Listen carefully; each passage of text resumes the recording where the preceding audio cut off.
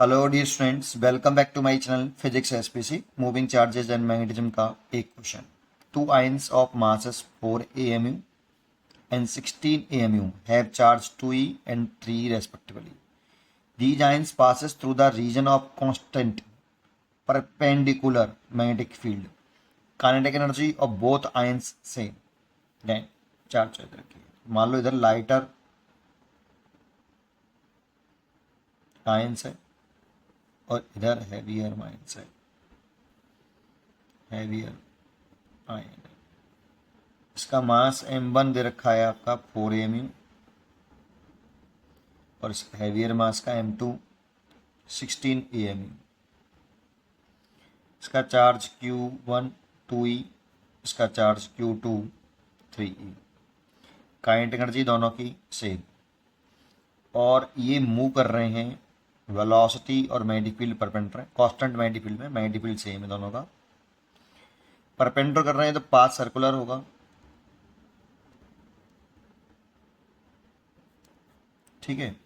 अब पूछ रहा है कि lighter ion will deflect less than the heavier ions. Deflection के बारे में पूछ रहा है ना। तो जरा समझते हैं कि जैसे एक मैंने ऐसे डायग्राम बना लिया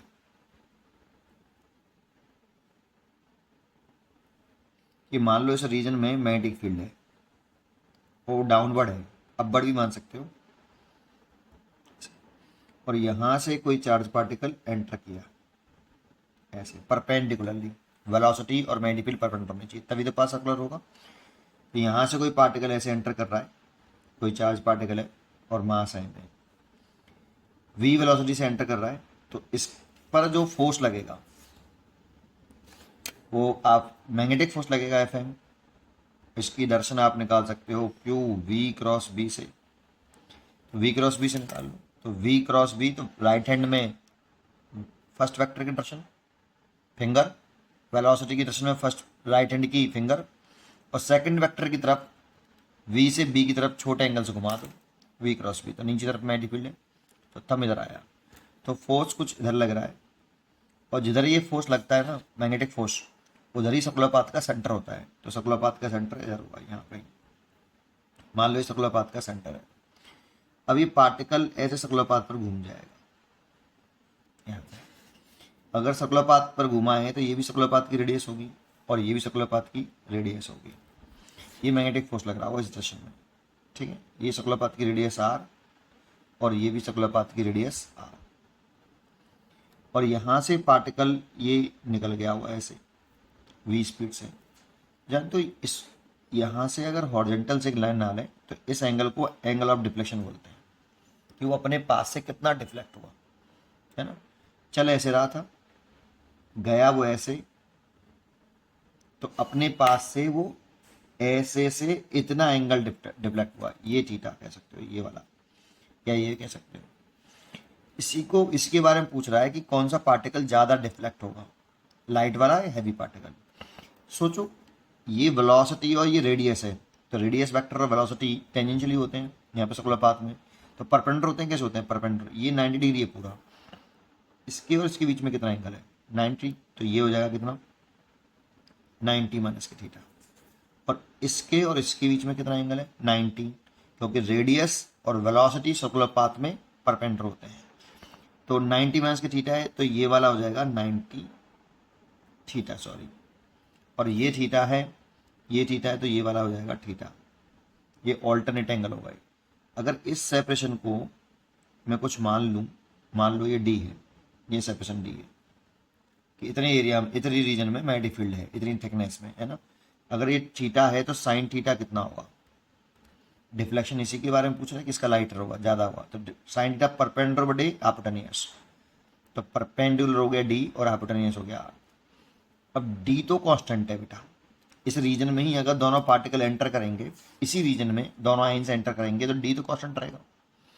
रेडियस जो है वो अलग अलग हो सकती है। कैसे, रेडियस का जो फॉर्मूला होता है सर्कुलर पाथ पर, जब कोई चार्ज पार्टिकल मैग्नेटिक फील्ड में सर्कुलर पाथ पर मूव करता है तो रेडियस होती है m v over q B. M v linear momentum होता है, तो लीनियर मोमेंटम लिख सकते हैं पी अपॉन क्यू बी, और लीनियर मोमेंटम का काइनेटिक एनर्जी के साथ रिलेशन होता है वो 2m काइनेटिक एनर्जी होता है ये। Kinetic energy is equal to p square upon 2m, ये आपने पढ़ा होगा काइनेटिक एनर्जी का फॉर्मूला। आप ऐसे कर सकते हो, kinetic energy is equal to half m b square होता है, ये काइनेटिक एनर्जी का फॉर्मूला है। इसमें m का ऊपर नीचे मल्टीप्लाई कर लो तो m ऊपर हो जाएगा, m नीचे हो जाएगा, इसे लिख लो लीनियर मोमेंटम का स्क्वायर और नीचे 2m। तो यहाँ से अगर आप p निकालोगे तो 2m रूट के अंदर आ जाएगा ओवर क्यू बी। अब जरा सोचो, जिसकी रेडियस ज़्यादा होगी उसमें डिफ्लेक्शन कम होगा। अब रेडियस का देख लो कि किसकी रेडियस ज़्यादा है और किसकी रेडियस कम है। तो देखो काइनेटिक एनर्जी तो दोनों की सेम है, तो के तो कांस्टेंट टर्म है भाई, मैग्नेटिक फील्ड भी दोनों का सेम है, तो बी भी कांस्टेंट टर्म है, 2 तो कांस्टेंट है, तो रेडियस प्रोपोर्शनल टू रूट के अंदर m बाई क्यू। अब m बाई रूट m और डिवाइड बाई क्यू, जिसका ज़्यादा होगा क्या उसी की रेडियस ज़्यादा होगी। तो चेक कर लेते हैं, पहले हम लाइटर पार्टिकल के लिए, तो 1 1 लिखा है मैंने, तो मैं लाइटर पार्टिकल लिख रहा हूँ यहाँ पे m upon Q, lighter particle का देख लेते हैं। लाइटर, तो लाइटर पार्टिकल का m है आपका पूरे का रूट नहीं है 4 AMU और रेडी चार्ज है 2e, तो ये आ जाएगा 2 upon 2e, that means 1 upon e। ठीक है, और हैवियर पार्टिकल देख लें, root m upon q heavier का, तो रूट हैवियर के लिए 16 AMU है, तो 16 divide by 3e, that means 4/3e, है ना, ये इतना आया। अब चेक करो, देखो ये तो 1 अपॉन ई है और ये 1 अपॉन ई से बड़ा है, यहाँ तो 1 अपॉन ई, तो यहाँ पे भी ई नीचे है सारा, ई नीचे है ना, तो ये 1 से थोड़ा सा बड़ा है, तो रूट के m अपॉन क्यू की जो वैल्यू है हैवियर के लिए ज़्यादा है और रूट m अपॉन क्यू की वैल्यू लाइटर के लिए कम है। तो रेडियस जो होगी, देखो इसके साथ डायरेक्ट रिलेशन है, तो हैवियर की रेडियस ज़्यादा होगी और लाइटर वाली की रेडियस कम होगी।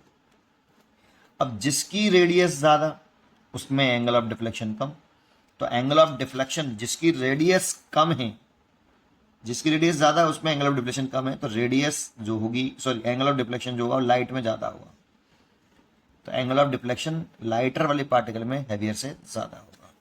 Lighter ion will deflect more than the heavier ions, B choice is correct. उम्मीद करता हूँ कि आपको ये जरूर समझ में आया होगा। यहाँ पे सॉल्व थोड़ी करना था इसको, बस केवल बताना था कि कौन सा डिफ्लेक्शन ज़्यादा होगा, आप इस तरह से बता सकते हो। पढ़ते रहिए और खुश रहिए। Thank you.